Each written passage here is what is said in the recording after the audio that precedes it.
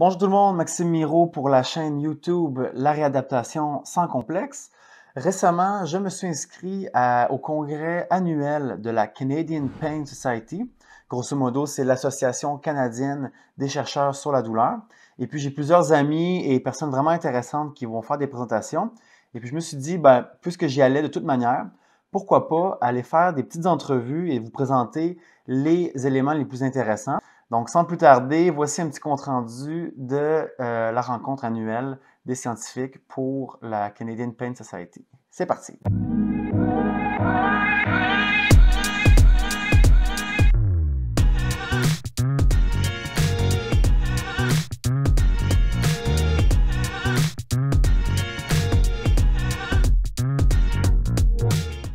Salut tout le monde, donc je m'apprête à interviewer mon amie Catherine Paré qui a fait beaucoup d'études au niveau de la psychologie de la douleur, notamment un paramètre super intéressant qui s'appelle le Pain Catastrophization en anglais, qui est la dramatisation de la douleur en français.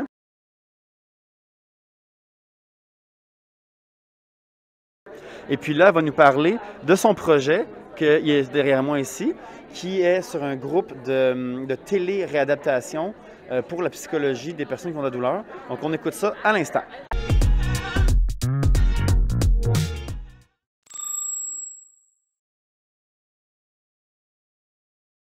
OK, donc ça, c'était une étude qui a été faite dans le contexte du Allen Edwards Pain Management Unit, l'unité de la gestion de la douleur Allen Edwards, à l'Hôpital général de Montréal, pour voir c'était quoi l'impact du format virtuel pour un groupe de psychothérapie pour la douleur chronique.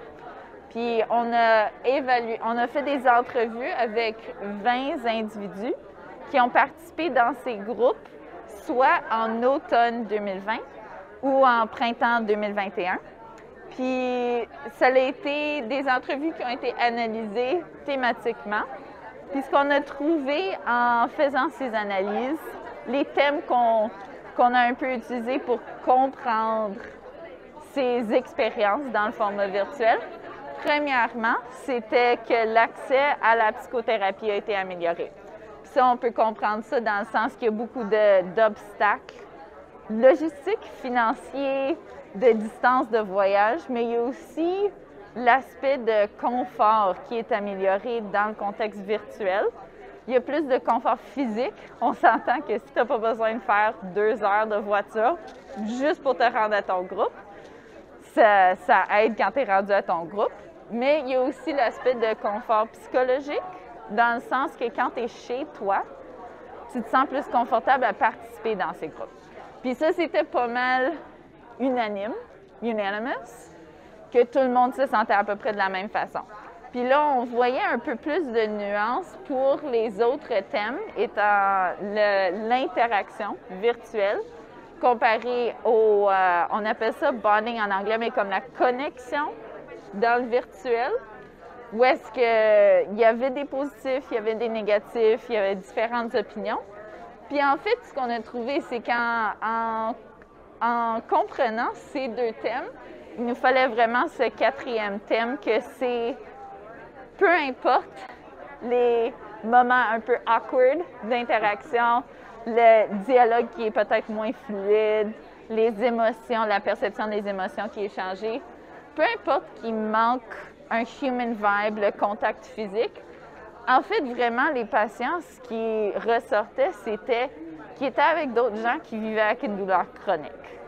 Puis que ça, c'était qu'ils se sentent validés, qu'ils se sentent compris par les autres personnes dans leur groupe. En fait, il était plus important, presque tout le temps, au-delà de la relation, par exemple, avec le psychothérapeute ou la psychologue. On s'entend qu'il y a beaucoup de nuances dans ceci, puisque c'est une étude qualitative, mais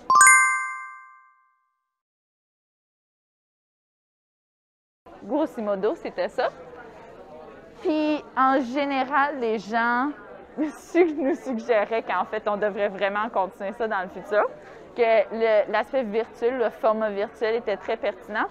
Mais je vais peut-être juste pointer ici ce verbatim parce que moi, je donne ça grosso modo, mais en fait, il y avait certains participants participants, puis une participante en particulier qui avait vraiment une mauvaise expérience du format virtuel, qui se sentait exposée un peu sans sa volonté de démontrer, elle, dans son environnement, chez elle, que les gens puissent voir ce qui était dans sa maison, qu'en fait, ça, c'était très, très, très inconfortable, puis que ça passait au-delà de l'expérience commune de la douleur chronique.